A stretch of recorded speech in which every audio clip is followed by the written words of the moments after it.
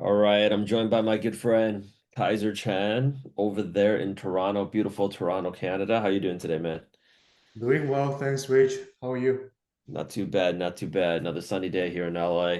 I wanted to go out there and run this podcast with you because you're gonna basically give us a walkthrough of how to set up a custom GPT from scratch. As a lot of you may know, building custom GPTs right now is one of the biggest side hustle niches out there. There are so many people that, especially in the law and the tax space, they are making a lot of money just building custom GPTs for law firms, for accounting tax firms, even like hospital groups, any place that has to store a lot of custom knowledge, that's got decades of just information backlogged, right? So, Kaiser, do you want to go ahead and kick things off for us? Sure, sure. I will share my screen and I'll show you the process I use to create a custom GPT, and then we'll do a little bit of live examples and how they would perform in action. So I'm going to share my screen very quickly. There you go. Can you see my screen? Mhm. Right. Yeah. So for all the audiences, just a quick note. This is ChatGPT. This is the GPT interface. Where you want to land on before you create your custom GPT is this little explore section under the GPT menu. This is basically where the GPT store is. And you'll see here, these are things that people around across the world has created and they publish openly in the GPT store for like basically different users to use. And definitely you can do something like this as well. But for the purpose of this demo, I'm just going to start creating a new one by clicking this create button at the top right. So here I'm at the interface of creating a custom GPT. There's basically two ways for you to create one.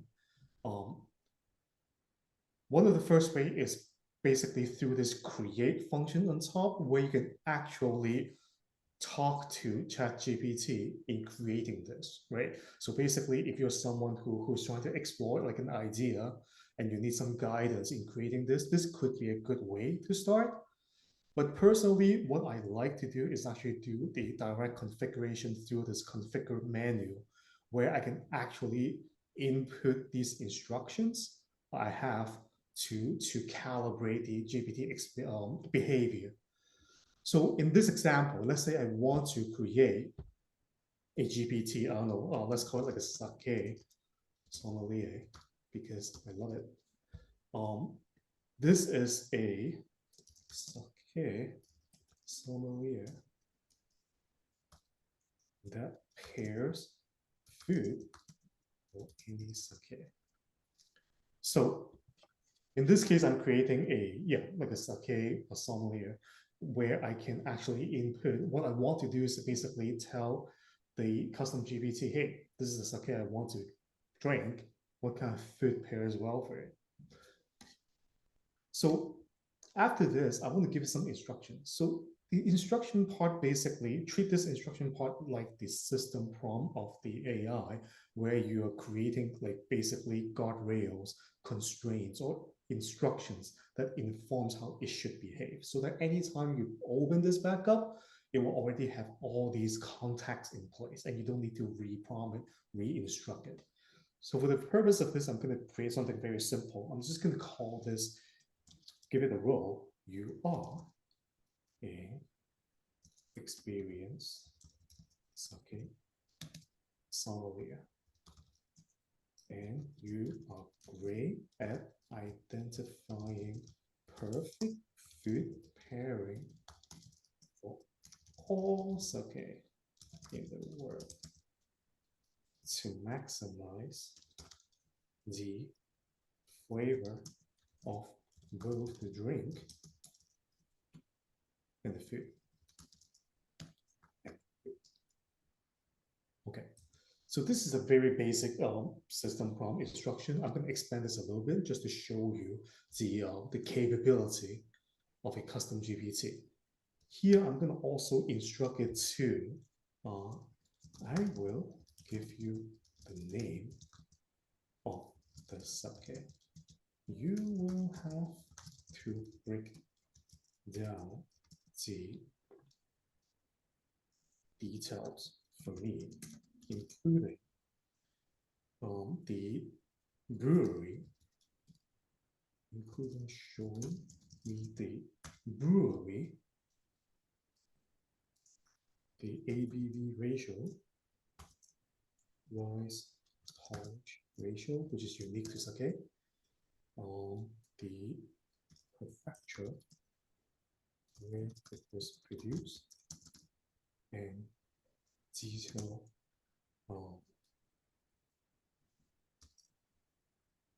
flavor notes of the sake. Next, identify the top 3 food that pairs well with it and explain why.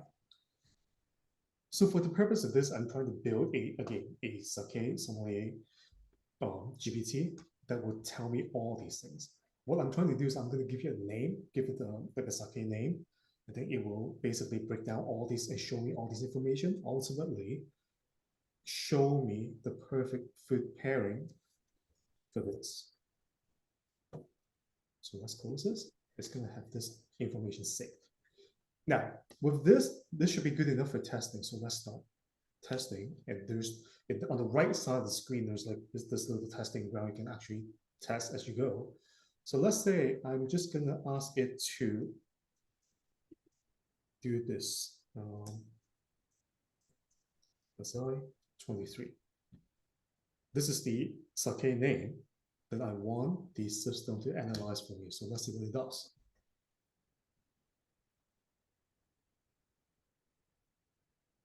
And you'll see that without giving it any further instructions, right? All I did was just provide the name of the sake, and it was able to give me all these information based on the system prompt I created for it, right?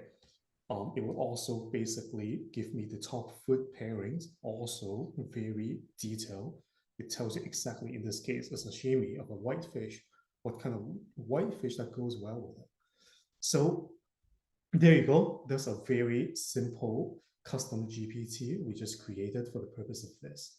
Now translate this to your professional life. You can properly imagine you can actually do something like this for different purposes, right? In the context of product management, for example, myself, including like people that I work with, right, will have created different versions of custom GPTs that does things like PRD creation, for example, that does insight analysis, for example, right? So those you can actually achieve by creating custom GPT for those purposes as well.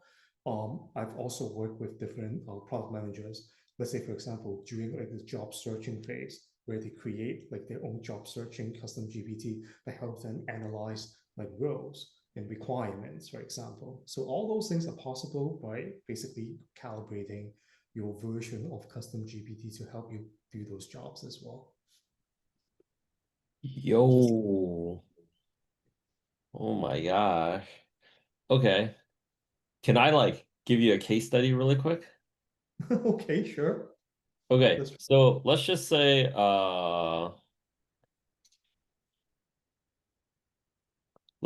there's a book that I really like, right? go ahead. A book that I really like, and I want to go ahead and